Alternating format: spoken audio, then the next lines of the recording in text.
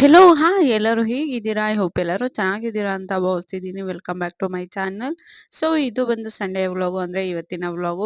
ಬೆಳಗ್ಗೆನೆ ಚಿಕನನ್ನು ತಂದಿದ್ರು. ಇಲ್ಲಿ ನಾನು ಚಿಕನನ್ನು ಕ್ಲೀನ್ ಮಾಡಿಕೊಂಡು ಚಿಕನ್ ಸಾಂಬಾರು ಮತ್ತು ಬಿರಿಯಾನಿ ಮಾಡೋಣ ಅಂತ ಹೇಳಿ ಮಸಾಲೆಗೆ ಏನೇನು ಬೇಕೋ ಅದನ್ನೆಲ್ಲ ರೆಡಿ ಮಾಡ್ಕೊಳ್ತಿದ್ದೀನಿ. ಸೊ ಇವತ್ತು ಟಿಫನ್ಗೆ ಚಿಕನ್ ಸಾಂಬಾರು ಮತ್ತು ಬಿರಿಯಾನಿ ರೆಡಿ ಆಗ್ತಿದೆ.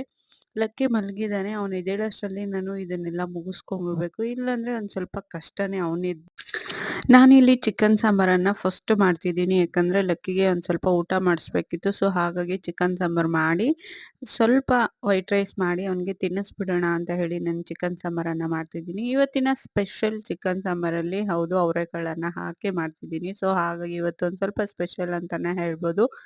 ನಾನು ಅಡುಗೆ ಮಾಡೋಷ್ಟರಲ್ಲಿ ಲಕ್ಕಿ ಎದ್ದ. ನೋಡಿ ಅಂಗಡಿಗೆ ಹೋಗಿ ಒಂದು ಸ್ವಲ್ಪ ತಿಂಡಿ ತಂದಿದ್ದಾನೆ. ನನಗೂ ಮತ್ತು ನಮ್ಮ ಯಜಮಾನ್ರಿಗೂ ಇಬ್ಬರಿಗೂ ಇಡ್ತಿದ್ದಾನೆ. ಸೊ ಇದಿಷ್ಟು ಇವತ್ತಿನ ವ್ಲಾಗ್.